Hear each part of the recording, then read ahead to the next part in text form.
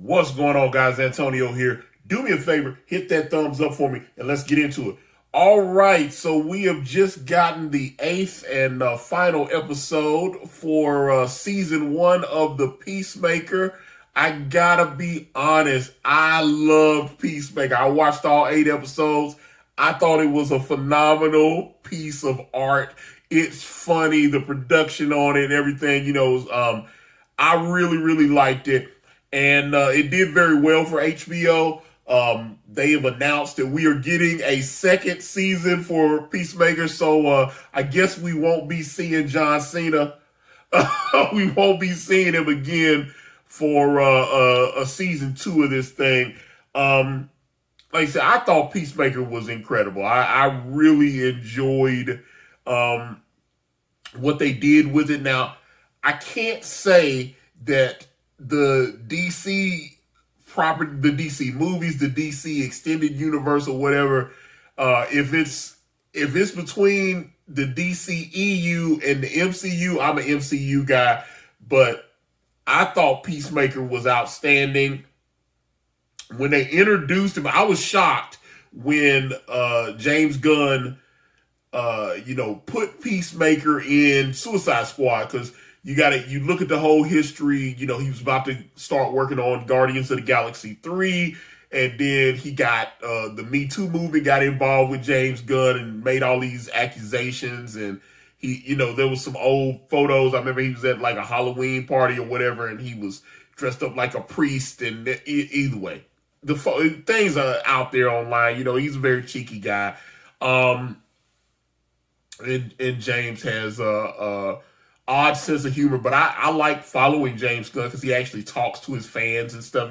He's actually very fan friendly. He talks to the fans and interacts with them, and a lot of celebrities either don't do that or they have a service running their social media or whatever. James is very hand on, so I like that. And like I said, I kind of dig his sense of humor. I kind of like how he puts it down. So it just really, you could tell from watching Peacemaker. Like, if you like the work that James Gunn does, this is gonna be something. Peacemaker is gonna be something that you're gonna enjoy, because I think Guardians. When I remember when they announced that Guardians of the Galaxy, the first one, was being made, and I was a little bummed out. It's kind of like when they announced that Iron Man was being made into a movie. It's like, okay, oh, they're making a Marvel movie. Really? What are they making? They're making Iron Man. Everybody forgets Iron Man was like a toilet character. There's a reason when Marvel was going bankrupt and they sold off all their hot properties. They sold off Fantastic Four, they sold off X-Men, they sold off Spider-Man. Those were the characters, and Hulk. They sold off Hulk. Those are the characters that they thought they could make money with.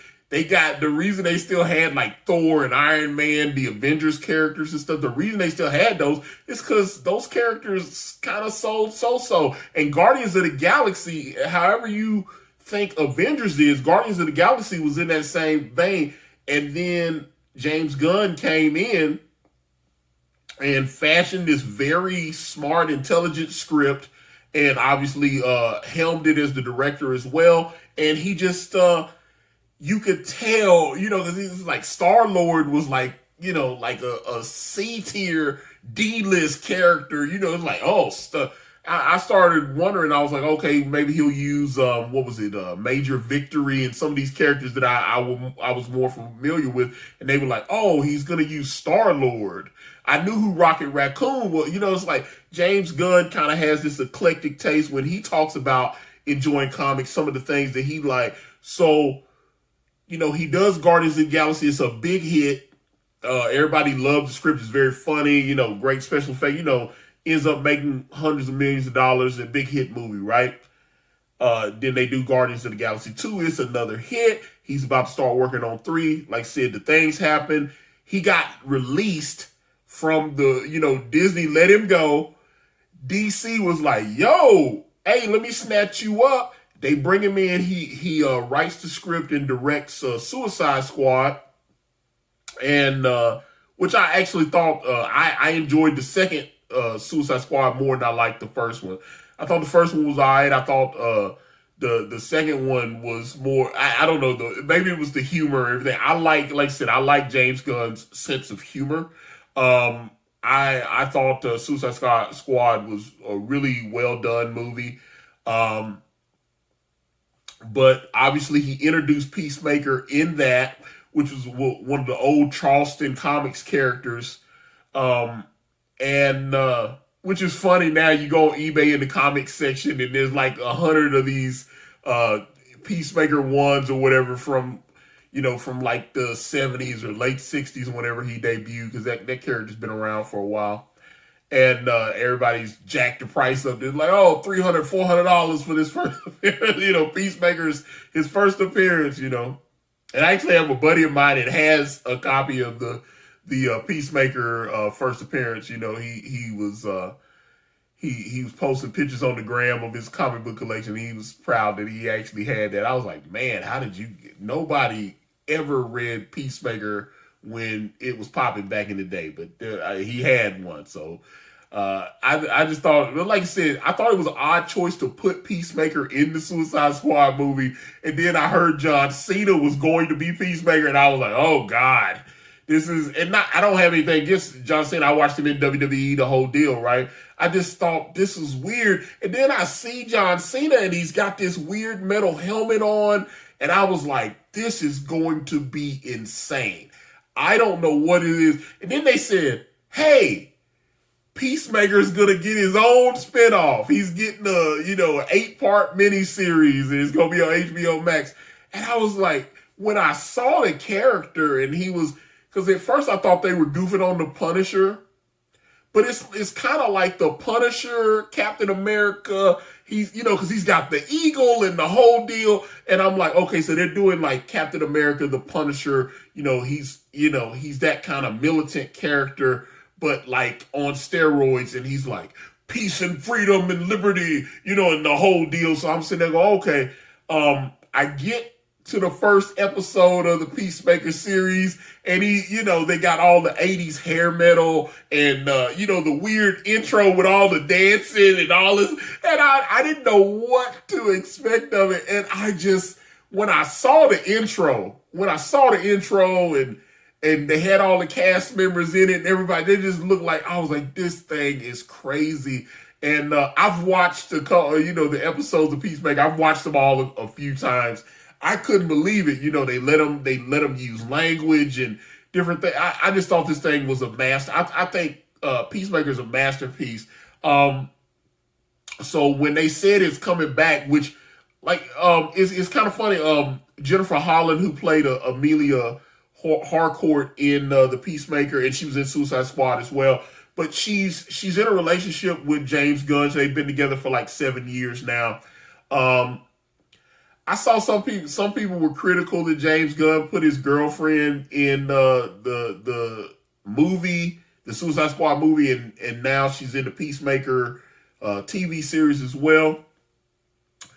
I never had a problem with that. I only have a problem with stuff like that, like say in a case like Godfather 3, where Francis Ford Coppola put his daughter Sophia in as Michael Corleone's daughter. Winona Ryder was supposed to play that part, and then she dropped out of the film. And then he was like, instead of casting a competent actress, he cast his daughter. And that's not a dig at Sofia Coppola. She's an accomplished film director. She's accomplished as a director like her father. She's not known for being an actress, so it was kind of weird to put her in that film with so many Academy Award winning actors, and you got that type of cast, and you go, oh, let me just put my daughter in here, and she could do just as well as an actress like Winona Ryder, who's so accomplished, so but that's what James Gunn. If you watch James Gunn, any of his films, he puts his family, his brother Sean Gunn is his brother Sean Gunn is in the Guardians of the Galaxy movies. He's one of the Reavers. He was also in Suicide Squad as the Ferret. He also put Jennifer Holland in Brightburn, which he was one of the producers on that. And that movie was written by his brothers Brian and Mark Gunn. So Brian and Mark Gunn both they wrote that script to Brightburn, and he put his girlfriend in Brightburn. He's put her in a few things that he's worked on, and she was doing some press the other day, and she actually said that them working together, like I said, they've been together 7 years, and working on Peacemaker together actually brought their personal relationship closer, and it really helped them bond. But like I said, I thought she was great. I thought she was great in that. But that was one thing I saw on social media. People were like, oh, he put a girlfriend in there. And then a lot of people were talking about the hair metal, like too much hair metal. And I'm like, I'm not a hair metal guy, but I thought it was funny. Like all the different, Peacemaker's wearing all the different hair metal shirts, and he's got all the albums and all that kind of stuff. I remember the '80s and listen, and hearing I've been hearing like White Snake and Cinderella and all this. It really kind of threw me back. So I couldn't believe when I was seeing people like, oh man, he's killing it with all the hair metal and all that. And I was like, it wasn't even my genre of music, and I thought it was cool. I thought all the hair metal stuff was cool, man. So I didn't have a problem with it. But that's another thing I saw on social media. So I was like, I just thought the Peacemaker series was really good. I was surprised by it. I thought it was exceptional. Really, really happy that HBO decided to give it a second season. That's why I was talking about with Jennifer Holland. She even mentioned originally, like when she had her little small part in Suicide Squad, her character didn't even, Emilia Harcourt's character that has actually been in Suicide Squad comics. I think she debuted in 2015, 2016. There was a run there. I think it was one of their relaunches after, and then they relaunched. And I think Emilia Harcourt, her character was introduced in that run. She was working with Amanda Waller then. But she's not a big character. And Jennifer even said that, when James told her, he was like, hey, I'm going to write a little part for you to be, to be in the movie or whatever. She said her character didn't even have a name, so she wasn't even going to be Emilia Harcourt at first. She said her character didn't even have a name. And then they were down on the set, and James was going over the script, and he kind of made a couple of flips and did some rewrites. And that's at that time he decided, okay, well, you'll be Emilia Harcourt, because like I said, she said her character didn't have a name. So at that point, she was talking about everything getting shut down because of COVID and whatnot. And then she said that while they were kind of trapped in the house, he kept writing. So he's writing, and he decides, he's like, hey, I think I like this Peacemaker character. I want to actually do something more with him. And so then he developed this 8-part script, which is the Peacemaker television series, and obviously HBO Max allowed him to do that. So, like I said, I thought it was genius. I thought and so many of my friends that we love this stuff, we were like, dude, if you watch Peacemaker, it's dope. This really got us talking. I think if more of the DCEU shows, they've got a Penguin show coming up. They got a Batwoman show, which I know Michael Keaton's in that. I hope the other DCEU television shows are as good as Peacemaker was. Like I said, Peacemaker's outstanding. Definitely 2 thumbs up for me. If you watch Peacemaker, like I said, they just aired the season 1 finale. A couple of cameos in there that I don't want to spoil. But I like I said, I thought it was really, really well done. But what did you guys think? Did you like Peacemaker? Let me know about it. Get in the comments. I'm out. PlaceTheBest.com, guys. Are you tired of crapping out on sites like Fanduel and Draftkings? Go to PlaceTheBest.com. Set your fantasy lineup. Baseball, football, basketball, hockey. They got them all. They'll set your lineup. 30 days is only $1. You can go, you can sign up right now. That 30 days is only $1. PlaceTheBets.com and get that Skrilla.